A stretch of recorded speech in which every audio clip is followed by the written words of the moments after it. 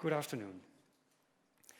As a neurosurgeon, I treat two very different groups of patients, and I will tell you a story that's typical for a patient in each of those groups. Let me start with Mark. Mark is 25 years old and he has suffered from epilepsy since the age of 10. He's very afraid to go out in public because he doesn't want to have a seizure there. He never finished high school, he has never had a job in his life, and he lives with his parents. But he has a type of epilepsy that we can maybe cure him from with surgery. This has about a 70% chance of succeeding. I talk to him about this, he opts for surgery, I operate him, and I talk to him 2 years later. He's completely seizure-free, and I ask him about the rest of his life. Unfortunately, he still lives at home with his parents, he's still afraid to go out, he still doesn't have a job. Second patient, John. John is 58 years old. He has a great life. He has a nice family, a nice house, a nice job. But one day he has an epileptic seizure. We make an MRI scan and we see that he is suffering from a malignant brain tumor. People who have this disease typically live 10 months without treatment. And if we operate and he does other treatments like chemotherapy and radiotherapy, we can maybe extend his life with another 6 months. I tell him all of this, he opts for surgery, he does all his other treatments, he gets operated again, he does other treatments, and in the end he ends up living 1.5 years. After he dies, I talk to his wife and I ask her, how was this whole process? And she said, we were very grateful for all the treatments that were available, but it was also very hard. We went from treatment to treatment, from MRI scan to MRI scan, and there was very little time left to actually live life. And John was always talking about his treatments, but we rarely talked about anything else. And by the time there were no treatments anymore, he was already not John anymore, and he slipped away in a coma and he died. So if I tell you about my work in this way, I think you will probably feel two things. The first thing is, this all seems rather futile. Are these really good treatments?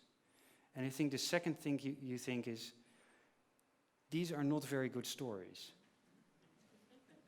These stories will never be turned into movies or into successful novels. And I argue that this is actually the same thing. A futile treatment is the same as a bad story. And this has always interested me. Like, why are these two things so intimately connected to each other?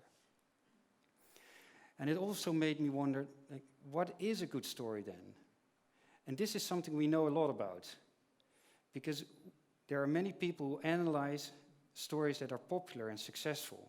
If you look at movies that gross a lot of money, they always follow the same storyline. And the storyline goes something like this. There's a regular guy or a regular woman who lives in a regular world and is called to adventure. And at first, this person does not want to go on the adventure. But the adventure is their fate. They have to do it. So in the end, they go on the adventure and they end up in a special world, in the chaos, in the unknown, where they have a lot of trials, adventures, and in the end, a big battle with their biggest enemy. And if they win that battle, they gain something of value. And they take it back to the community they come from, and they are revered as a hero for what they have done. And they are called the master of two worlds, having gained the power to live and the power to die. And this is not only the storyline of popular stories. If you look at religions, if you look at the story of Jesus Christ or at the story of Buddha, they have the same storyline. So even our religions are built on this story. And there must be a very deep reasons for this. And the reason can actually be seen in our brain, I think. If you look at our brain, we have two hemispheres, two halves of the brain, left side, right side. And scientists have argued for centuries about the differences between left brain and right brain. the left and the right hemisphere. And there is this new idea emerging that the left brain is actually giving us a reality of what we know. We look out into the world and we separate it into all kinds of different things. We give them names and we understand the relationships between those things. And this serves us well. We build reality out of the parts, like a virtual reality, and we can work with it. But when circumstances change, when new things occur, or when there are new opportunities or new dangers, this does not serve us anymore. And we need to use our right brain, our right hemisphere. And the right hemisphere looks at the world in a completely different way. It sees the world as an undifferentiated field. Everything is connected to everything in space and time. And when we move into the right hemispheric domain, we try to make sense of what's going on.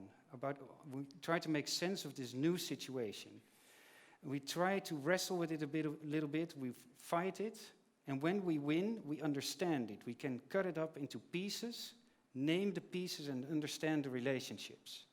And this is what we do all the time. We move from the left hemispheric domain to the right hemispheric domain and back to the left hemispheric domain.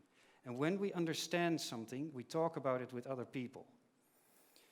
So the heroes amongst us are the ones who are best capable of this process, of moving from left to right, back to left, and talking about it with other people. The great communicators, the leaders, the scientists. These are our heroes. And this is something we find extremely meaningful, and I think there's even a deeper reason for that. I think it gives us an evolutionary advantage. I think communities that have valued people that have this ability and individuals that have this ability are better at surviving. And from the evolutionary level, this has built our brain. The anatomy of our brain has been built on that. We love this process, and we build stories that show the same process, and we build religions around that. This is what creates meaning. But when we look at medicine, we fail to do so. And we make two mistakes. First of all, the patient has the disease. It's his call to adventure. But what we do is we take the disease away from the patient. We say, you don't need to suffer. Give it to me. I am the surgeon. I am the doctor. I will treat it. And the second mistake we make is that we fail to recognize that the disease and the suffering and death is not our enemy. They are inevitable facts of life. The enemy is lack of meaning. So the worst thing we can do is to fail to use the disease to create meaning. And if we look at the story of Mark and John, we can tell it in a completely different way. I could have told Mark, look, surgery is not the end. It is the beginning of a long journey. And you have to make the journey. Think of where you want to go. You can build a bigger life out of this surgery. Even if the epilepsy returns, this can be your call to adventure, your call to action. Think about this. What do you want to do with your new life? And in the case of John, I could have told him, you are terminally ill. This is the last chapter of your life. Think carefully of what you're going to write in your last chapter. Because last chapters are very important for the quality of the whole book. And if you figure out what you want to do with your life, with the little life that you have left, I can give you a little bit more time. And this is what medicine should do. So sometimes dying is terrifying, and sometimes living is terrifying. But lack of meaning is always the enemy. And we can only beat that enemy if storytelling and medicine come together. Thank you.